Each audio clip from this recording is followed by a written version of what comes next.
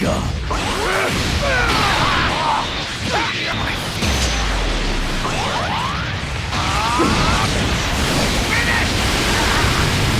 what's up guys, Draconia here with more of a talking video about Dragon Ball here.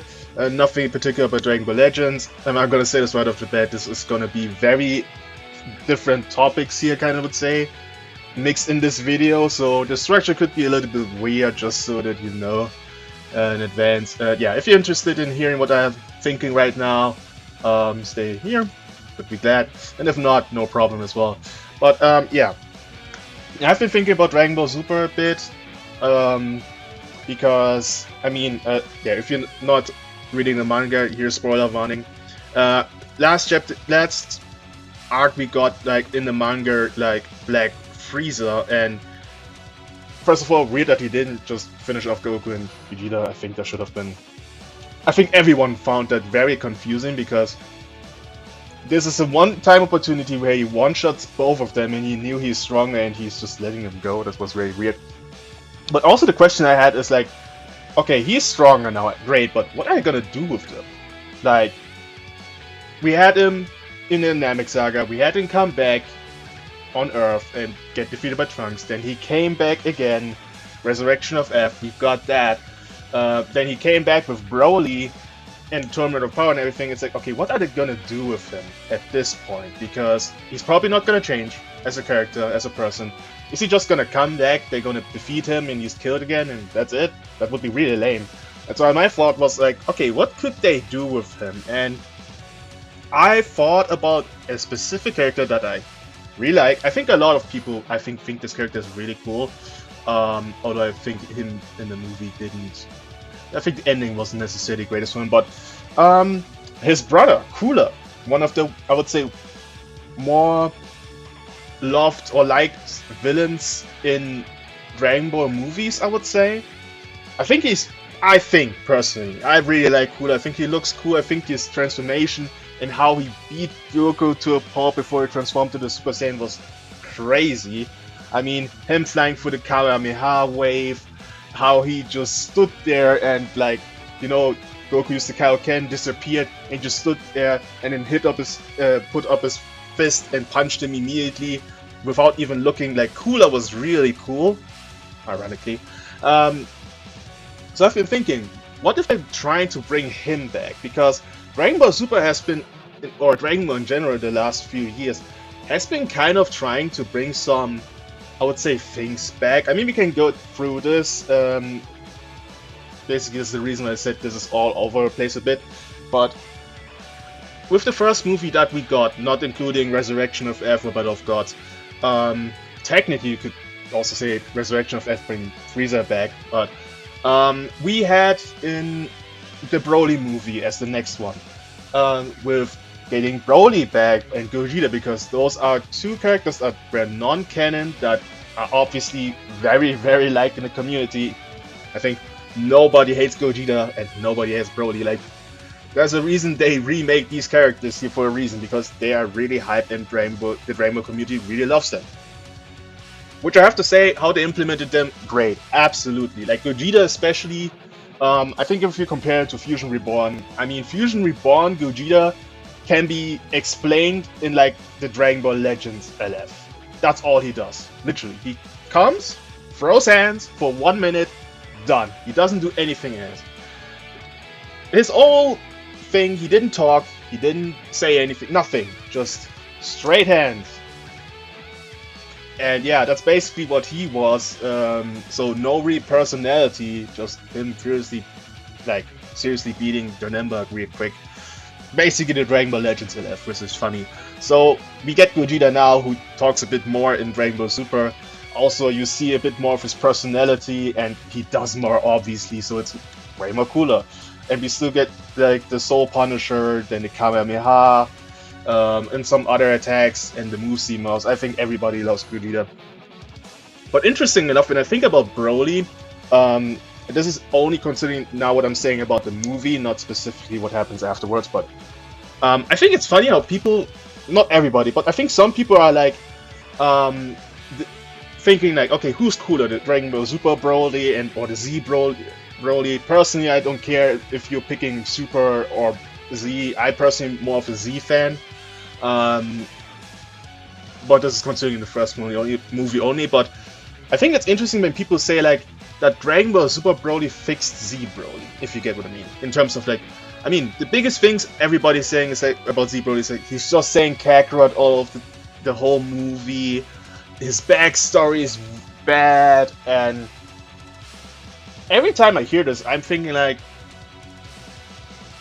not necessarily, like, to a degree you're right, considering the second, like, if you can look at all Broly movies, like, Bio Broly, we don't talk about Bio Broly, that was just ass. We're not gonna add that to Broly's legacy here. Then we have the second Broly movie where, yes, he really just only said Kakarot the whole time, which I didn't understand why the whole time was unnecessary, except for one line, which was saying to Gohan, "Not until I dead on my feet." That is the only normal thing he said in this entire movie.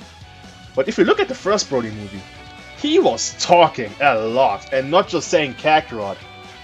He was actually throwing lines, like good lines, by the way. So I think if people, like, considering the second Broly movie, I can understand, but the first Broly movie, he was a normal character. And then the anger issues towards Goku. Keep in mind, Broly, even before he met Goku, has always been aggressive. Like, we've seen his backstory. He was a menace. He was a psychopath from the beginning.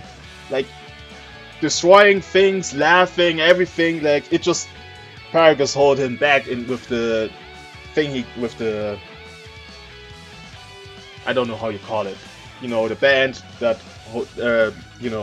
controlled him, basically. But he always have been this destructive menace who wants to destroy everything. This has nothing to do with Goku.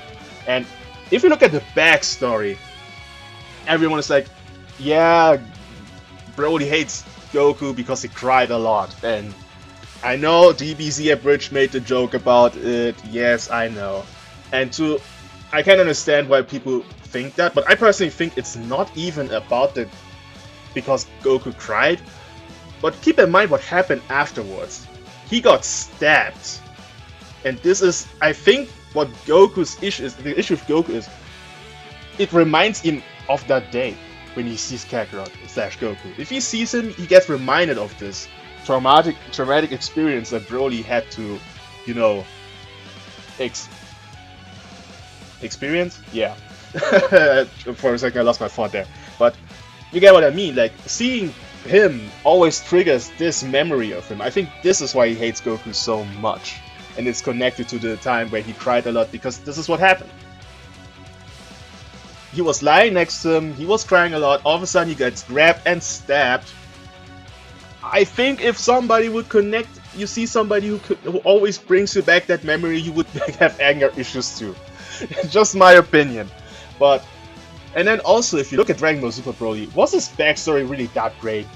I mean, what's his backstory? He had a friend, an ammo friend, that his father didn't like, and he shot his ear off, and he now keeps it as a band, which is a sad thing and everything great, but is it that really of a crazy backstory that we would say it fixed Z Broly? Not really. But obviously with Dragon Ball Super Broly, we've got now a character that is, part of the plot, not just for the one movie, but in the future. Then we have the superhero movie where, I mean, I think the biggest throwback is basically bringing Cell back. Not really, but you know what I mean. And then also Gohan's transformation, throwback to Super Saiyan 2 transformation. That's the biggest connection we have. And by the way, I don't know if you agree with this opinion, I don't like how Beast got implemented. And what I mean by that is, I get why the movie was necessary, because if you want to bring Piccolo back and Gohan back, who are so far behind, you need some power up. I get that. But it's just confusing to me how Gohan managed from being like... What level was he before? I mean, better than Mystic... I mean... Let's just say Z to... He was better than in Z, but... he wasn't on God level, and now he not only did he surpass the level of Super Saiyan God or Super Saiyan Blue, no, he's at the same level as Mastered UI Goku. This is such an insane big jump, which I get why they had to do it, but I don't like that they had to do that. That is just, it's similar to Golden Frieza, just be like, oh yeah, he trained 4 months and now he's in God level, which is just crazy. Like, it sounds crazy and it is crazy, but at the same time, it's just like, man, that just it just feels weird. I think you get what I mean when I say that. That he just surpassed his power level so insanely fast and so insanely high. But yeah, anyway, this was my opinion here. But yeah, this is the second movie they brought. A little bit throwback to the past with Super Saiyan 2 Gohan and Cell, obviously. And then we have Daima, which I'm a year late to talk about this even, but me personally, while I think for the fan service in terms of Super Saiyan 3 and Super Saiyan 4, Vegeta and Goku was great, but I personally, because I think people, obviously, if you look at Daima, you're comparing this to GT. I don't think Daima is that much better than GT, and please let me explain why, okay? I have specific reasons for it. I think it's better. It also has less episodes, so less to criticize about, but... Okay, where do I start? So, they made everyone to children. Great. Basically like GT. Except everyone is a child, not only Goku. But they're going to the Demon World. First of all, why are we not bringing Golden and Trunks for this? This would have been, in my opinion, a perfect opportunity to bring Golden and Trunks back. Because they haven't been doing anything in Dragon Ball Super, basically, except for the Hero movie a bit. So, would have been cool if they just brought them back for this arc. Because this is... I mean, would have been cool. First thing. Which is a minor issue with Daima specifically, but my personal opinion here. But I don't like what it creates, considering, like, people consider Daima canon, but it's not really, because the thing with bringing Super Saiyan 3 Vegeta and Super Saiyan 4 Goku is, why didn't they use it ever in Battle of Gods? Why would Goku, who wants to go all out, only go Super Saiyan 3 if he had Super Saiyan 4? That doesn't make any sense, right? And Daima is right after the Buu Saga and before Battle of Gods. That's the thing. And the issue is, I think with Super Saiyan 3 Vegeta, you kinda can get away with it. And the main reason why is because, what's the problem with Super Saiyan 3? And we've seen this in Super. It's barely used, it takes too much energy, it does not make any sense to use it. Now, Vegeta before in Dragon Ball Z didn't have that form. He knows the form is strong, but he isn't really aware of the drawbacks. Now he has the form, and he experiences firsthand how hard the form is to use. It's just not efficient. I think the best comparison is to Super Saiyan Grade 2, what Trunks used against Cell. The form is accessible to Vegeta, but he knows the problems with the form. So he focused more on Grade 1 Super Saiyan instead of Grade 2. I think you could make the same thing for Super Saiyan 2 and Super Saiyan 3, where Vegeta realizes Super Saiyan 3's issues are so great that it's not worth using the form and he's focusing more on Super Saiyan 2. I think this is something that would make more sense to get away with Super Saiyan 3, but with Super Saiyan 4 we don't know any drawbacks or anything. So to implement that, considering Super as a canon story doesn't make any sense, as well as, and I think this is, I don't know if you agree with this, I think they shouldn't have brought Super Saiyan 4 in Daima. What they should have done is bring the bugs for the fusion and create a new fusion character. That would have made sense, that wouldn't have messed up the canon or anything, because it's a fusion specifically on a specific item. And I think what they should have done with Super Saiyan 4 is save it for Broly. Because Broly's Fury form was something connected to the Great Ape form. It was basically the Great Ape transformation without turning into the Great Ape. So we have the connection here with what GT used to do with the Super Saiyan 4. It was also about the Great Ape transformation. The connection here back to this makes more sense for Broly than it makes more sense for Goku. Do you get what I mean? So this is one of the things. The next thing is, why the hell was Piccolo even there? Because we're going to the Demon World, we get the information that the Kaioshin race, basically, and the Namekians are from the Demon World. Why are we not doing anything? If you want to do some non-canon stuff, why you don't want to do something with Piccolo right there?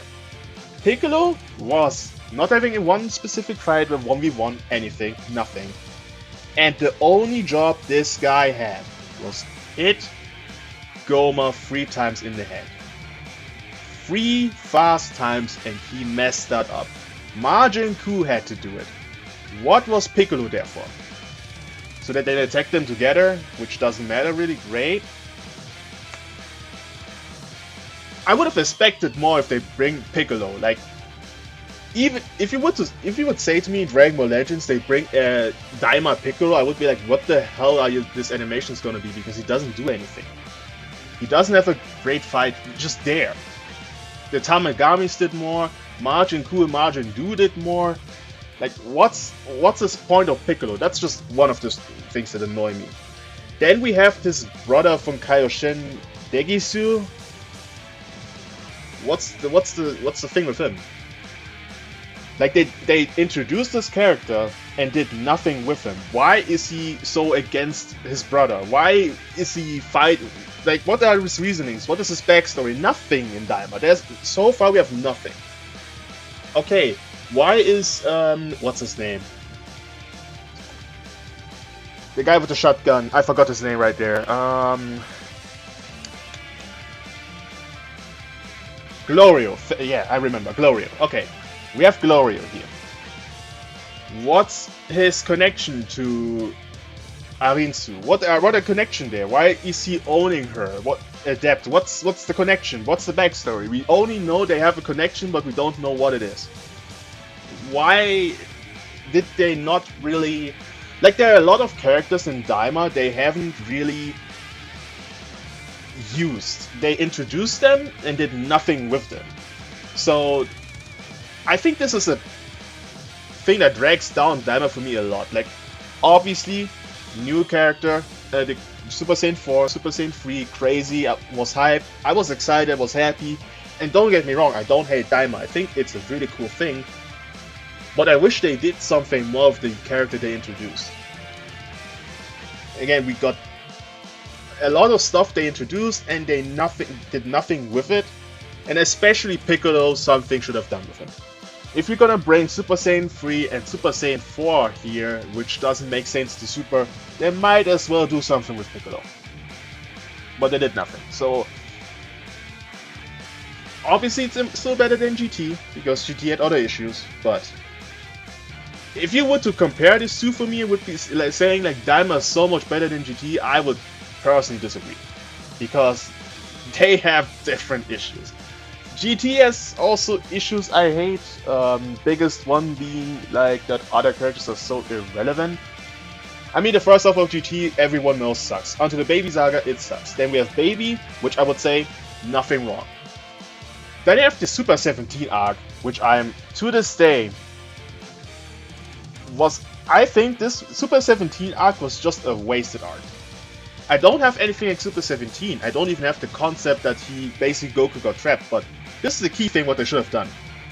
Goku got trapped in Hell, so the only two characters that come in question to deal with the issue is Vegeta and Oob, who was trained to be the next protector of the Earth. You see where I'm going with this? This is something Oob's job should have been. He should have defeated Super 17. Because this is basically showing the training, everything was worth it. And not only that, but that would have encouraged Vegeta, who was not able to defend the Earth while Goku was gone. Instead, Majub had to do it. So this pushes Vegeta, as well as give Majub his one arc. By the way, Pan, why is she not the first female Super Saiyan? Basic thought. And then we have the Shadow Dragon arc, which is basically just Obviously, the Shadow Dragons all need to get better because besides Nova, Ice, and Omega, no one cares. Um, but make the Shadow Dragons better, and then bring every single fighter and let them have a 1v1 somewhere. Goku and Nova, Vegeta and Ice Shenron. Then you give Golden and Trunks their fight against one, and then let them fuse into Gotenks. Why is adult Gotenks not a thing in GT? Don't get that. Is the like if you are somebody who watches Dragon Ball, that's the first thought you get. Should have happened. Okay, we have 3 people covered. Okay, Gohan gets a fight. Alright, that's 5. Wait, okay, wait. Goku Nova, that's 1. Vegeta Ice, 2. Golden and Trunks, some Shadow Dragon, that's 3. Gohan gets 1, that's 4. Majub gets 1, that's 5. Pan gets its own 1, that's 6. And you can give her Super Saiyan there. And then 7, we have Sin Shenron / Omega. Boom, arc fixed. That would have been way better. I don't know what I've done there with the first half of GT because that's like 30 episodes, but that would have been really cool. So would have been better for GT, but anyway, yeah. Um, Now we'll get basically over all the remakes, but if I think about the next character they could bring back because it's a character everyone thinks is cool, Cooler would be the next thing. In my opinion, would make a lot of sense actually, because what else they're gonna do with Frieza? I think this is the best one to do it. As well as if you think about it, Frieza got so much stronger in the giant chamber and everything.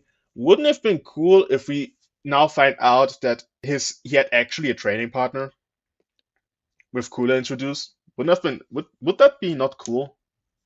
That's just me, but um, yeah, I think I'm over everything I wanted to talk about.